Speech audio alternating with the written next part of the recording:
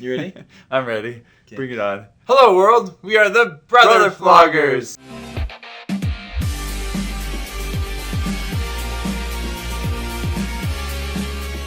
And today we're excited to be watching... Reviewing, even. Reviewing. We're not going to watch it. We're going to review Sonic the Hedgehog. And that's what we do. We're here to help you know what to watch and when, so you can know if a movie is groovy for you.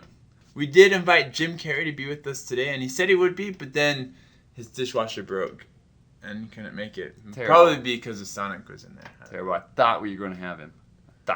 Either that or he was high on mushrooms or something. Spoiler. So yeah, we're excited to be looking at Sonic the Hedgehog.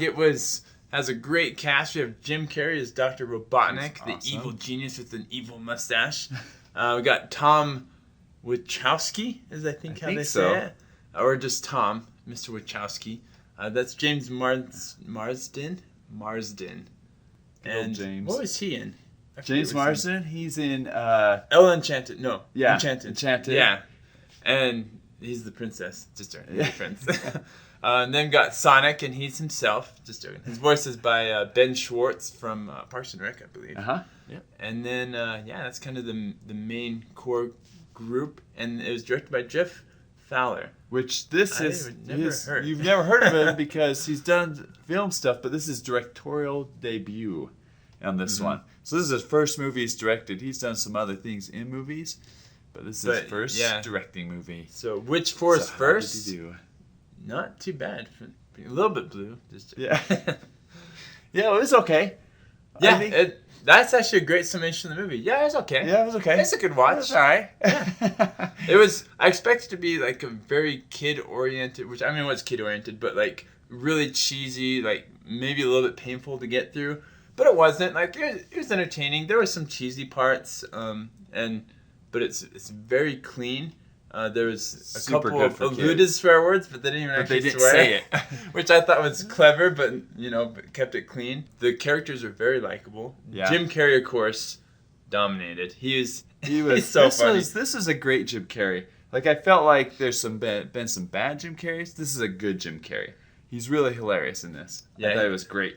Oh yeah, he's so good at being just like over the top weird. But so making you like him at the same time, and we'll also hate him. But this is a perfect character for that. It's Dr. Robotnik from Sonic. Now, I grew up playing Sonic, and I love that game. And when the first trailer came out for this, Sonic was a lot different. If you notice, if you go look at that, first Sonic was like really bad. And there's a lot of backlash from the critics. Oh, people went crazy. Like, this looks terrible. And so they went and readjusted Sonic, and I think they made him really... pretty nice looking. You made him more friendly, more comic. They made him looking. Back more to the original comic book with like the bigger eyes and the bigger smoother features blue and stuff. The bluer face. No, actually his face is brown, I guess. But because they went back to that, I feel like they did such a good job with Sonic and his look. But I honestly went into this thinking, if you've ever seen Woody Woodpecker, it was the most painful movie I've ever watched with my kids.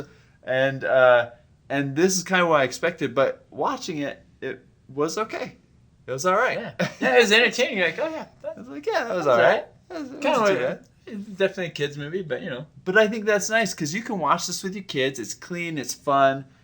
You can enjoy Jim Carrey, even though some of the jokes kind of land flat in this, and some of the jokes are kind of corny. But there's some good jokes too. There's a couple times where I straight up LOL, straight out of my mouth orifice. Yeah. Orificing, LOLing. Except I was all alone in the I wasn't alone in the theater. I was the only male there without a child. So I was like, oh, is it weird if I laugh? It was a little weird. A couple times I laughed. I was like, oh, I'm the only one laughing. But it's more people probably go to this. I think it's where it gets out because it was fun. There was definitely some difficulty with as far as like this is a Sega game and translating that over into a real world application. They made him an alien, which then in your brain you can kind of be like, okay, he's an alien. I can accept this. He's not like a mutated hedgehog, which is what I thought it was going to be. Although I did think the backstory, while it did explain that he's like an alien, I felt like it was kind of shallow and it was way lacking. It was lacking. Like what? Like that doesn't really explain where he gets his powers or why he has powers or all these different things, and is he unique, or like does he come from another planet? Where the heck is Hell's? Yeah. Well, and all then the important you things. start out with this owl, which I don't remember an owl in the game. Yeah. And so this owl, and you're like, who is the owl? And then they throw you right into him going to Earth, and so there was some confusion, and maybe they're going to make a second one. You kind of at the end. I hope they address more of that. Maybe they will. The owl was. I don't know why the owl didn't follow him into the world through the portal, but yeah, it was just really. It was short and fast, so you don't really get a background other than he's an alien. And then, I think... he's hunted by super advanced alien beings with bows and arrows. Yeah. That was kind of weird. Yeah, I was like, huh. Why don't they use guns? But one of the problems with this movie, too, I felt like, is the Sonic generation is my generation. I'm a Sonic guy. Generation. No, I'm a Sonic guy. But this was made towards the kids. Now, I know that there's Sonic cartoons and stuff out there today, and so maybe that's why they geared it to that. But I feel like if they could have made this a little towards me, just for me, it would have been nice. Vance is a little bit needy. I really wanted to see a Sonic love. I love that game. I'll buy you a burrito from Sonic later, and then you can feel it. Yeah, that wrong Sonic. Oh, dang it. Oh, that's what we're reviewing. Oh. And that's the thing is I think a lot of people my age will go into this hoping to see the Sonic that they love, but it's more for their kids that they love. Yeah. And so, but again, Jim Carrey's funny. You can enjoy it with your kids. This is definitely go with your kids. This isn't go with a date. This isn't a date movie. No, this is a kid's movie. This is unless you're dating a kid, in which that case that's wrong already. And you probably should go to jail. Yeah. But I think overall, it's a PG rating, and very well could have almost been a G rating. I actually double checked that afterwards. It's like, oh, was that G? Because it was super surprisingly clean. There's some intense action sequences. So there are some explosions and some people that could potentially die, which of course they're not going to. And I had a little bit of problem. He moves so fast, but they slow down the time when he's moving fast. So he's moving at a speed you can see, and everything else is like pause. It moved a little. I felt like the time. The time perception's a little bit off because he is also moving around and everything's like paused and not moving. It's like, okay, he moves fast, but a little bit of disproportion. And if he was consistent, it would make a little bit more sense. But most of the time, like probably 90% of the time, he moves at, like 300 to 500 miles an hour, just a measly little turtle pace. Just slow. But then, like, every once in a while, he's like, well, I'll just go like twice as fast as the Flash. Yeah, it was. There's a little bit of a discontinuity. Discontinuity. Whatever that word is.